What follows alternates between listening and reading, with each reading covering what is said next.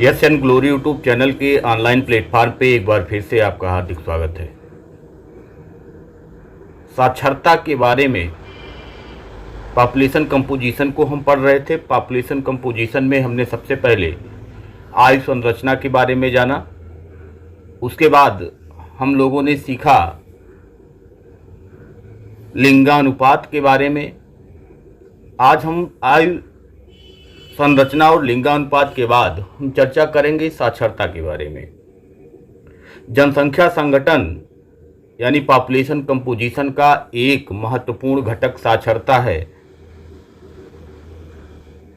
इस टॉपिक में हमको जानना है कि साक्षरता होता क्या है, यानी साक्षरता का अर्थ क्या होता है, साक्षरता को प्रभावित करने वाले कारक कौन कौन से होते हैं, साक्षरता का महत्व क्या होता है। तो इस टाइप की बातों की चर्चा हम इस क्लास में करेंगे। तो सबसे पहले हम जानते हैं साक्षरता होता क्या है। आप जानते हैं कि साक्षरता का जो आंकड़ा होता है वो निकल के आता है जनगणना के हिसाब से। हर 10 साल पे जनगणना होता है। 2011 की जनगणना के अनुसार जो आंकड़े अभी उपलब्ध हैं बात उसी की होगी। तो सबसे पहले हम जानते हैं कि 2011 की जनगणना के अनुसार साक्षरता का अर्थ होता क्या है। तो 2011 की जनगणना में कहा गया कि 7 वर्ष या 7 वर्ष से ऊपर का कोई ऐसा बालक, बालिका या व्यक्ति जो किसी भी भाषा को पढ़ सके, लिख सके और उसको समझ सके, दूसरों को समझा सके तथा 2 अंकों की संख्याओं का जोड़ घटाव कर सके, उसको साक्षर माना जाएगा। ये भारतीय जनगणना के अनुसार इसकी परिभाषा हो गई। यानी 7 वर्ष का जो बालक हो गया या उससे ऊपर का जो बच्चा है, यदि वह पढ़ना लिखना और जो पढ़ लिख रहा है उसको समझना जानता है, 2 अंकों की का जोड़ और घटाव कर सकता है, वह साक्षर माना जाएगा। भाषा कोई भी हो, भाषा से मतलब नहीं है हिंदी में करता है, अंग्रेजी में करता है, संस्कृत में करता है, उर्दू में करता है, फारसी में करता है, भाषा से मतलब नहीं है, लेकिन उसको लिखना आना चाहिए, उसको पढ़ना आना चाहिए और समझना आना चाहिए। और साथ ही साथ यदि 2 अंकों का गुणा, जोड़ और घटाव भी उसको आता है तो उसको हम साक्षर कह सकते हैं। ये भारतीय जनगणना के अनुसार है। 7 वर्ष 1971 से पहले ये जो 7 वर्ष की एज निर्धारित की गई है वो 5 वर्ष थी। 1971 से लेकर के बाद आज तक इस एज को 7 वर्ष कर दिया गया। तो साक्षरता की परिभाषा को अगर हम देखें, साक्षरता के अर्थ को अगर हम देखें तो 7 वर्ष या उससे ऊपर का वह बच्चा जो लिखना, पढ़ना और समझना जानता हो, साथ में 2 संख्याओं के 2 अंकों की जो संख्या होती है उसका जोड़ कर सके, उसका घटाव कर सके, उसको हम साक्षर कहेंगे भारतीय जनगणना के अनुसार।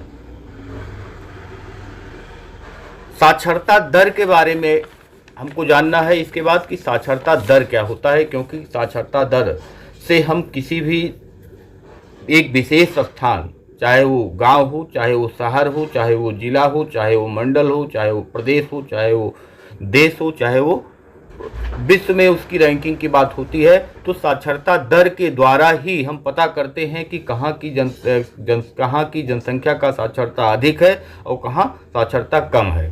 तो साक्षरता दर के बारे में हम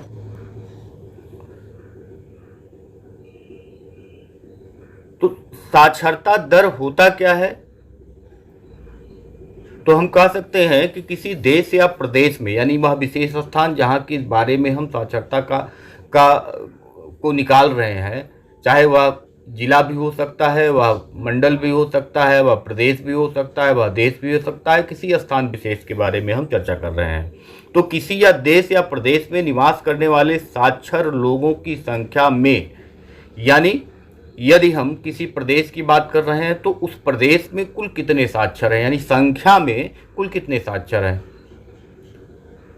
उस देश या प्रदेश में निवास करने वाली कुल जनसंख्या से भाग देकर, यानी पहले हम साक्षरों की कुल संख्या लेते हैं और बटा करके वहाँ की कुल जनसंख्या लेते हैं और 100 का गुणा करते हैं, तो जो गुणनफल हमको प्राप्त होता है वही साक्षरता दर होता है।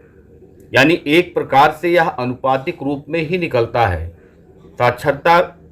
साक्षर व्यक्ति बटा कुल जनसंख्या गुणे 100। इस हिसाब से हम निकालते हैं साक्षरता दर। तो हम कह सकते हैं कि साक्षरता दर वह होता है जो 100 व्यक्तियों में कितने व्यक्ति 7 या 7 वर्ष से ऊपर हैं जो किसी भाषा को लिखना जानते हों, पढ़ना जानते हों, समझना जानते हों, 2 अंकों का जोड़ और घटाव जानते हों, ऐसे कितने व्यक्ति हैं। तो जब हम 100 पे निकालते हैं तो प्रतिशत में ही बताता है, यानी प्रतिशत दर हो जाता है साक्षरता का। तो इसके लिए फार्मूला है साक्षरता दर बराबर देश में कुल साक्षर बटा देश की कुल जनसंख्या और गुणे 100। इस प्रकार से हम साक्षरता दर की गणना करते हैं। अब आगे हम चर्चा करेंगे कि साक्षरता दर को प्रभावित करने वाले कारक कौन कौन से हैं। तो सबसे पहला कारक अगर हम चर्चा करें आर्थिक विकास का स्तर, जहां आर्थिक विकास का स्तर अधिक होता है, यानी जो विकसित देश होते हैं वहां पर विकासशील देशों की अपेक्षा साक्षरता दर जो होता है वो अधिक होता है। जैसे यदि आप अमेरिका की बात करेंगे, यदि आप जापान की बात करेंगे, यदि आप ब्रिटेन की बात करेंगे, यदि आप चीन की बात करेंगे, तो यहाँ आप देखेंगे कि जो साक्षरता का दर है वो विकासशील देशों से अधिक है। तो आर्थिक विकास का दर जो होता है वो साक्षरता को प्रभावित करता है। इसके अलावा नगरीकरण आप देखते हैं कि जहाँ नगरीकरण होता है वहाँ पे जो सुविधाएं होती हैं वो अधिक होती हैं, और सुविधाएं अधिक होने के कारण वहाँ पे साक्षरता का दर ऑटोमेटिक बढ़ जाता है। जब लोगों की सुविधाएं मिलेंगी, अपने आसपास में ही सुविधाएं मिलेंगी, तो उस सुविधा का उपयोग करने का लोग प्रयास करते हैं, पसंद करते हैं। तो नगरीकरण जहाँ पे ज़्यादा सुविधाएं उपलब्ध होती हैं वहाँ पे भी साक्षरता दर अधिक होता है।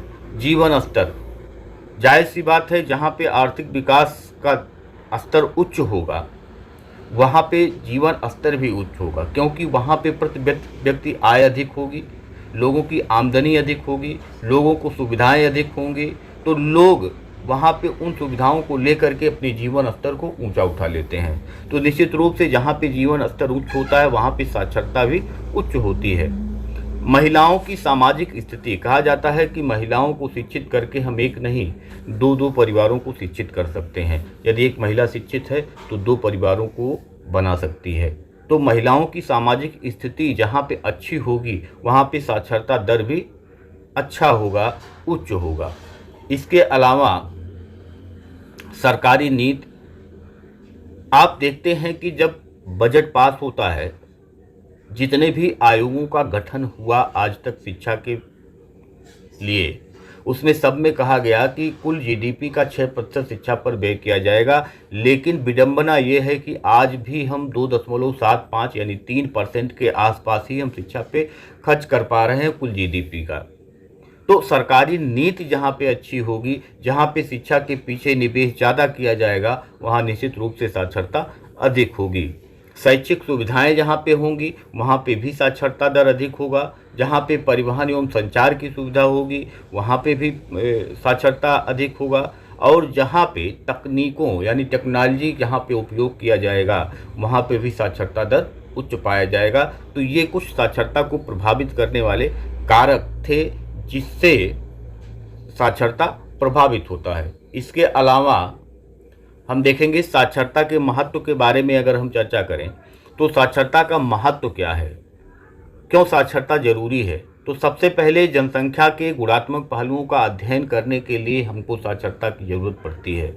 जहाँ पे साक्षरता अधिक होगा वहाँ पे के व्यक्ति ज़्यादा कार्यकुशल होंगे, और जब व्यक्ति ज़्यादा कार्यकुशल होते हैं तो वो जिस भी काम में लगते हैं वो काम वो अच्छी तरीके से करते हैं, गुणवत्तापूर्ण रूप से करते हैं। यानी किसी भी देश की जनसंख्या में कितने गुण हैं, कितनी विशेषताएं हैं, उनके अंदर कितनी टेक्नोलॉजी विकसित करने की क्षमता है, उनको देश को कितना आगे ले जाने की क्षमता है, या जिसको हमको जानना है तो वहाँ की साक्षरता को हमको जानना होगा। दूसरा है श्रम शक्ति की जानकारी। श्रम शक्ति, एक जो गंवार व्यक्ति होता है, निरक्षर व्यक्ति होता है, वो भी श्रम कर सकता है।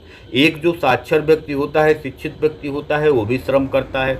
लेकिन दोनों के श्रम करने की का जो तरीका होता है दोनों का अलग अलग होता है, क्योंकि वह बुद्धिमान बालक जो साक्षर है वह बुद्धिमान है, और बुद्धिमान होने के नाते वह जो भी कार्य करता है वह एक तरीके से करता है, और जबकि निरक्षर व्यक्ति उतना ज़्यादा बुद्धिमानी के साथ कोई कार्य नहीं कर पाता है।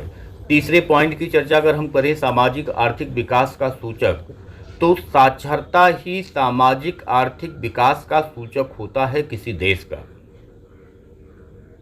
जहाँ पे साक्षरता कम होगी वहाँ पे सामाजिक आर्थिक विकास निम्न होगा, जहाँ पे साक्षरता अधिक होगी वहाँ पे सामाजिक आर्थिक विकास उच्च होगा। विकसित और विकासशील देशों को हम इस संबंध में जोड़ करके देख सकते हैं। साक्षरता अधिक का मतलब ही है कि वो सामाजिक आर्थिक रूप से मजबूत होगा ही। इसके अलावा मानव संसाधन विकास का सूचक, मानव संसाधन को हम किस प्रकार से उपयोग करेंगे ये तो एक मैनेजमेंट होता है, लेकिन मानव विकास, मानव संसाधन तैयार कैसे किया जाए। मानव तो हमारे पास है, लेकिन एक संसाधन के रूप में उसको कैसे तैयार किया जाए।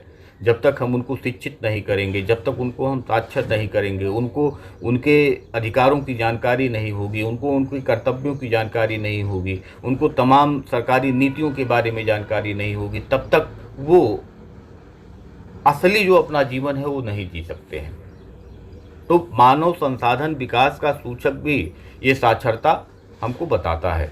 इसके अलावा गरीबी उन्मूलन और कृषि विकास का यह आवश्यक घटक है। यदि आपको गरीबी हटाना है, यदि आपको किसी के क्षेत्र में विकास करना है, तो आपको लोगों को साक्षर करना ही होगा। यदि आप साक्षर नहीं करते हैं तो गरीबी ही गरीबी का कारण है। आप देख रहे हैं कि एक गरीब परिवार का बच्चा 8 साल का होते हुए भी एक चाय की दुकान पे नौकरी करता है, लेकिन क्यों करता है जिसके पीछे जाएंगे तो वह गरीबी ही एक कारण है।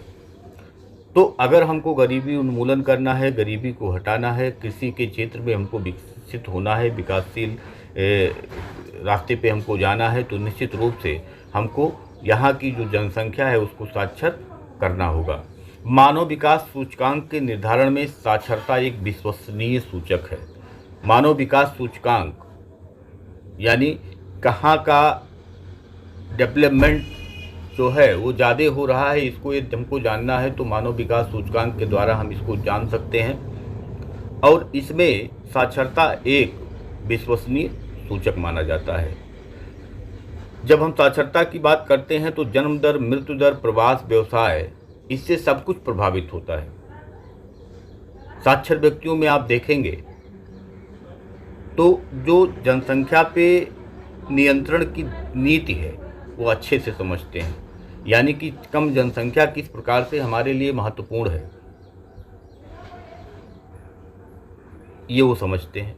तो जन्म दर प्रभावित होता है। जब साक्षरता अधिक होगी तो वहाँ पे लोग अंधविश्वास को छोड़ करके चिकित्सीय पद्धति पे ध्यान देंगे, और चिकित्सीय पद्धति पे ध्यान देने के कारण वहाँ पे मृत्यु दर में कमी आएगी। जब लोग साक्षर होंगे तो निश्चित रूप से उनको जॉब के लिए बहुत ज़्यादा दौड़ना नहीं पड़ेगा। आप देखते हैं कि जो ज़्यादा पढ़े लिखे नहीं होते हैं वही विभिन्न क्षेत्रों में जाते हैं, विभिन्न ज़िलों में जाते हैं, दूसरे प्रदेशों में जाते हैं और वहाँ श्रम करते हैं। और लास्ट में हम कह सकते हैं कि एक व्यक्तित्व के निर्धारण में यदि आप साक्षर नहीं हैं तो आपका व्यक्तित्व जो होता है वो उतना अच्छा नहीं होता है। व्यक्तित्व के बनावट में, व्यक्तित्व को बनाने में साक्षरता एक महत्वपूर्ण भूमिका अदा करती है। यदि हम चर्चा करें कि साक्षरता जो है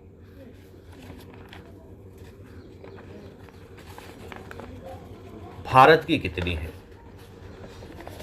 तो सबसे पहले हम भारत की ही चर्चा करते हैं। भारत की जो साक्षरता दर है 2011 जनगणना के अनुसार वो 74.04% है। संपूर्ण भारत की साक्षरता दर 74.04% है, यानी 100 लोगों में यदि हम ध्यान दें तो 74 लोग साक्षर हैं। यदि हम पुरुषों की बात करें तो 82.14, 82.14% पुरुष साक्षर हैं, जबकि महिलाओं की स्थिति 65.46% यानी 65.46%। यदि उत्तर प्रदेश की बात करें तो उत्तर प्रदेश की साक्षरता दर जो है वो 67.7%, 67.7%। इसमें पुरुषों की जो साक्षरता दर है वो 77.3%, जबकि महिलाओं की जो साक्षरता दर है वो 57.2%, 57.2% है। यदि हम संपूर्ण विश्व की साक्षरता की बात करें तो 2019 में 86.3%, 86.3% लोग पूरे विश्व में साक्षर थे, और भारत की बात करें तो 74.04%, यानी अभी भी हम लगभग 12% पीछे हैं विश्व साक्षरता दर से। यदि विश्व में हम पुरुषों की बात करें तो 90% पुरुष साक्षर हैं, यदि महिलाओं की बात करें तो 82.07% महिलाएं साक्षर हैं। भारत में सर्वाधिक साक्षरता वाले जिला, भारत में सर्वाधिक साक्षरता वाला राज्य अगर हम चर्चा करें तो केरल है, जहां पे 93.91% यानी 94% के आसपास वहाँ साक्षरता दर है। जबकि अगर हम न्यूनतम साक्षरता की बात करें तो न्यूनतम साक्षरता वाला जिला बिहार है, जहाँ पे 63.82% प्रतिशत लोग अभी भी साक्षर हैं। तो सर्वाधिक जो है वो केरल है, और न्यूनतम की अगर हम चर्चा, इसके अलावा यदि हम केंद्र शासित प्रदेशों की बात करें तो लक्षद्वीप में सर्वाधिक साक्षरता दर है, और दादर एवं नागर हवेली में सबसे न्यूनतम साक्षरता दर है। तो इस प्रकार से ये कुछ आंकड़े थे। यदि आप एग्जाम में आता है और आंकड़ों को दे करके आप उसमें लिखते हैं और उसको अंडरलाइन करते हैं, उसको हाईलाइट करते हैं, तो आपका जो नंबर होता है वो बढ़ जाता है। तो ये जनसंख्या संगठन यानी कि पॉपुलेशन कंपोजिशन का तीसरा पार्ट था। एक पार्ट इसके बाद और बचा है प्रवास, यानी कि जो शहरी और ग्रामीण क्षेत्रों में प्रवास है उसकी बात हम करेंगे। तो एक प्रश्न आता है जो जनसंख्या संगठन की विशेषताओं के बारे में चर्चा करना होता है, तो आप 4 पॉइंट में, आपके सिलेबस में 4 पॉइंट था, यानी आय संरचना था, लिंगानुपात था, साक्षरता था और प्रवास था। तो हम 3 पे चर्चा कर चुके हैं, चौथे पे इसके अगले वीडियो में चौथे पे चर्चा होगी, और इस प्रकार से आपका जनसंख्या संगठन कंप्लीट होगा, पॉपुलेशन कंपोजिशन कंप्लीट होगा। यदि आप चैनल पे नए हैं तो चैनल को लाइक करिए, सब्सक्राइब करिए, जिसको ज़रूरत हो उसको उसके तक आप इसको पहुंचाने का प्रयास करिए। धन्यवाद, नमस्कार।